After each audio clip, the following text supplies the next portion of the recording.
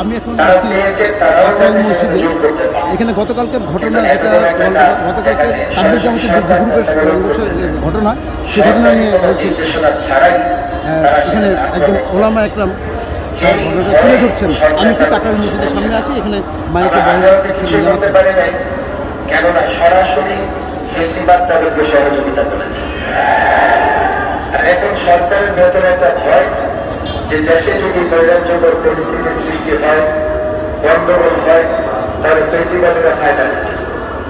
এই ভয়ে সরকার ওদেরকে কিছু বলতেছে না, এক ধরনের মাঠে ছেড়ে নিয়েছে। আমি স্পষ্ট বলি, ওরা তো ফেসিবাদীদের ইশারায় মাঠে নেমেছে।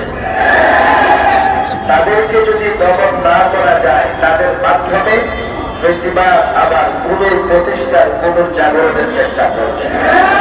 আমি আগে বলেছি, এই যে তারা নানা জায়গা থেকে বাস ভাড়া করে টাকা পয়সা দিয়ে সাথীদেরকে নিয়ে আসছে, টাকা পাচ্ছে কোথায়? টাকা দিচ্ছে তাদেরকে টাকা দিচ্ছে ইসরায়েল।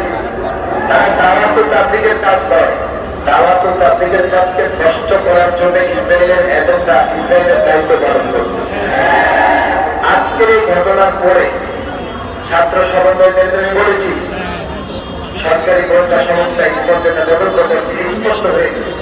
হ্যাঁ, তারা একটু সংখ্যায় বেশি জমা করে ফেলেছে।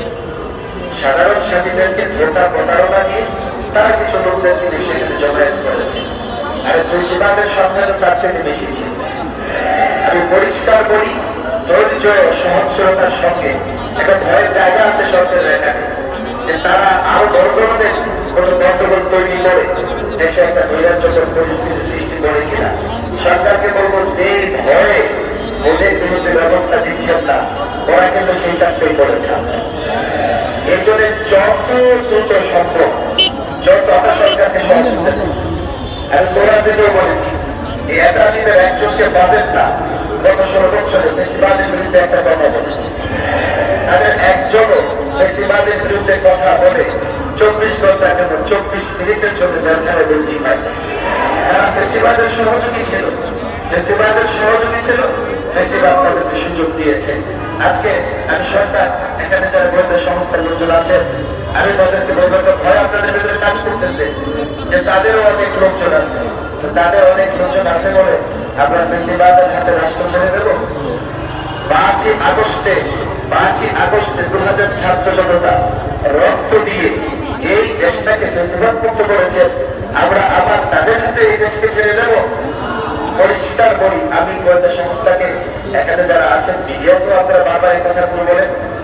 এখানে আপনারা জানেন, সরাসরি সমাবেশের পরে ওলামায়ে কেরাম চাইলে এখানে থেকে যেতে পারতেন, কিন্তু সরকার যখন বলল যে এখানে থাকলে ওরা আসতে গন্ডগোল হবে, দেশে এই মুহূর্তে গন্ডগোল হলে ফেসিবাদের সুযোগ পেয়ে যাবে, ওলামায়ে কেরাম সময় মতো এখান থেকে চলে গেছেন। তারা এখানে আসছেন, নাহলে তারা কতজন লোক এসছেন? এই রাস্তায় তো লোক দিয়ে বলেছেন, আর সোহরাওয়ার্দীতে ইস্তেফতার সামনেই যত লোক ঘোরাফেরা করত। শুধুমাত্র দেশের এই পরিস্থিতিতে আমরা ধৈর্য সহনশীলতার পরিচয় দিচ্ছি। আমি একেবারে উদাহরণ হওয়া চাই। আমরা বড়ই, আজকে সকালেও পুরান ঢাকায় নানা রকমের ঝামেলা হয়েছে এবং সেখানে এখন আইন শৃঙ্খলা বাহিনী যথেষ্ট উপস্থিত আছে। সকাল থেকে আমরা সেখানে কাজ করেছি। আলহামদুলিল্লাহ, সাধারণ উপস্থিতি আমাদের সঙ্গে আছে।